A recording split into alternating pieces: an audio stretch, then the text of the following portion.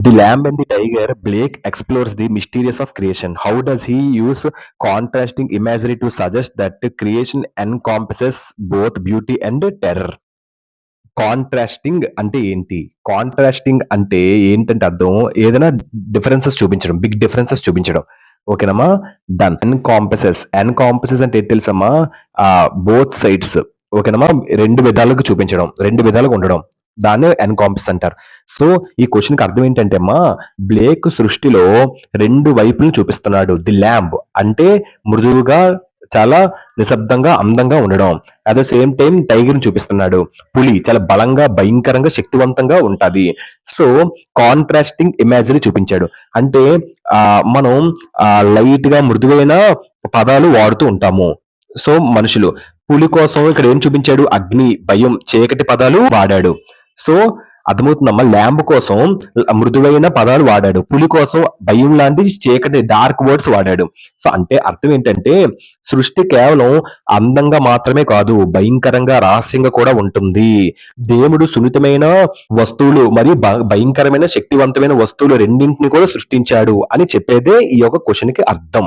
ఓకేనమ్మా? Done. Next ఇప్పుడు main ఆన్సర్‌లోకెళ్దాం. So, introduction. The lamb and the tiger are poems by William Blake. The lamb is from Songs of Innocence and the tiger is from Songs of Experience. They show two sides of God's creation. Lamb and the tiger అనేవి William Blake రచించిన poems అన్నమాట. So the lamb songs of innocence నుండి and the tiger songs of experience నుండి వచ్చాయి అన్నమాట. So they show two sides of God creation. ఇవి దేవుని సృష్టి యొక్క 2 వైపులను చూపిస్తున్నాయి. ఓకేనా? మాది introduction. Next main answer. So ఇలా రాయాలమ్మ ప్రతి ఆన్సర్ కి 4 మార్క్స్ ఆన్సర్ కి introduction, main answer, moral, key point, critical comment, quote ఇలా రాస్తే 1 మార్క్ కూడా పోదు. ఫుల్ మార్క్స్ అనేవి పడిపోతాయి. 4 ఓకేనమ్మా? డన్. సో 4 మార్క్స్ ఇలా రాయాలమ్మా. Question introduction, main answer, moral, key point, critical comment, quote ఇలా రాస్తే మీకు ఫుల్ మార్క్స్ అని పడతాయి. Main answer. In the lamb the poet uses soft words like meek and tender voice to show peace, love and innocence. The lamb is calm and kind like Jesus. Lamb అంటే మీకు already తెలుసు, గొర్రెపిల్ల. మీక్ అంటే ఏంటి? మీక్ అంటే చాలా జెంటిల్ గా, చాలా సున్నితంగా, చాలా హంబల్ గా, చాలా కామ్గా ఉండడం. టెండర్ అంటే చాలా సాఫ్ట్ గా ఉండడం, కేరింగ్ గా ఉండడం. ఓకేనమ్మా? డన్. సో ఇన్నోసెన్స్ అంటే ప్యూర్ అండ్ హార్మ్లెస్. సో దీని పాయింట్ కి అర్థం ఏంటంటే ల్యాంబ్ లో కవి మెత్తని పదాలు వాడాడు. సో ఓకేనమ్మా? అంటే మీక్, టెండర్ వాయిస్ అలా అనమాట. ఇవి శాంతి, ప్రేమ మరియు అవి చూపిస్తుంది. ఓకేనమ్మా? జాలి, ఇన్నోసెన్స్ చూపిస్తుంది. సో ల్యాంబ్ శాంతిగా, దయగా ఉంటది మరియు యేసు ప్రభు లాంటిది అని చూపిస్తున్నారు. ఓకేనమ్మా? Next. In the tiger the poet was strong and scary words like అంటే ఇక్కడ ల్యాంబ్ లో మీక్ అండ్ టెండర్ వాడారు. 2 కూడా సున్నితానికి సంబంధించింది. కానీ ఇక్కడ టైగర్ లో tiger in tiger the poet use strong and scary words like ఏటేటి యూస్ చేస్తారు ఇక్కడ? Bright and fearful, burning burning, bright and fearful, symmetry. So ఇలాంటి పదాలు వాడారు. స్కేరీ వర్డ్స్ అంటే ఏంటమ్మా? వర్డ్స్ దట్ మేక్ సంథింగ్, ఏదైనా వర్డ్స్ భయంని సృష్టించేది. సో బర్నింగ్ అంటే చాలా మండుతూ ఉండడం, ఫైర్ గా. ఓకేనమ్మా? డన్. Fearful, symmetry. ఫియర్ఫుల్ అంటే చాలా ఫ్రైటనింగ్.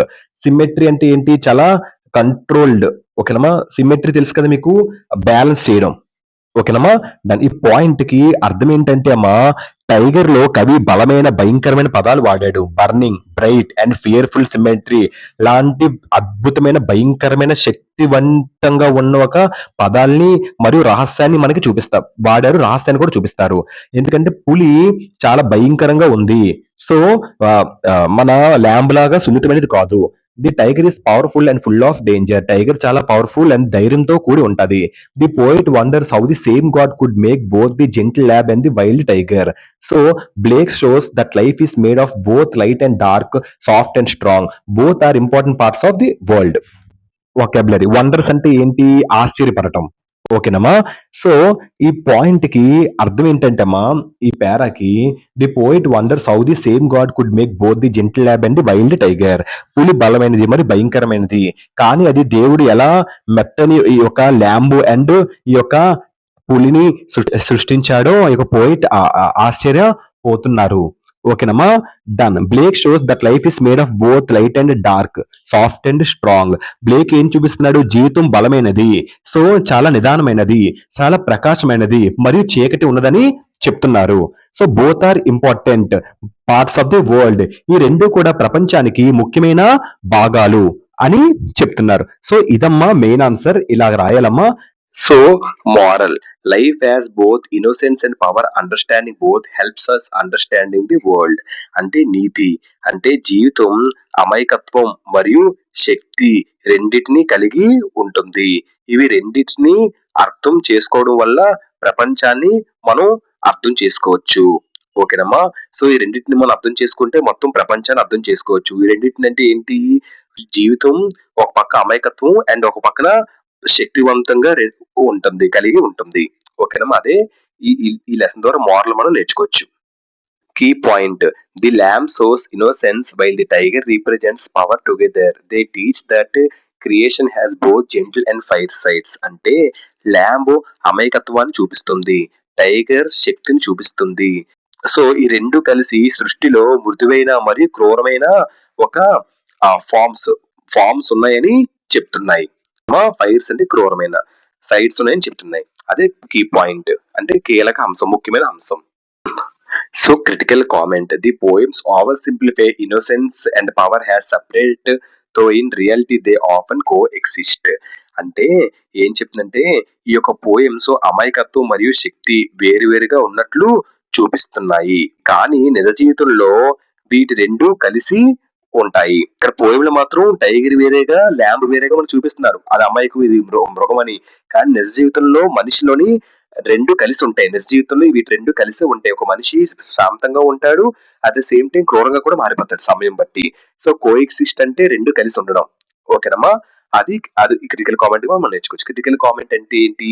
ఈ లెసన్ లో ఏంటి మీకు అర్థమైంది? What is good, what is bad, అంటే అసలు ఈ కథ ద్వారా నువ్వు ఏంటి నేర్చుకున్నావు, ఈ కథలో ముఖ్యమైన important things what you understand అర్థం చేసుకుని చెప్తే దాన్ని ఏమంటారు? క్రిటికల్ కామెంట్ అంటారు. జడ్జ్ చేయడం. ఓకేనమ్మా.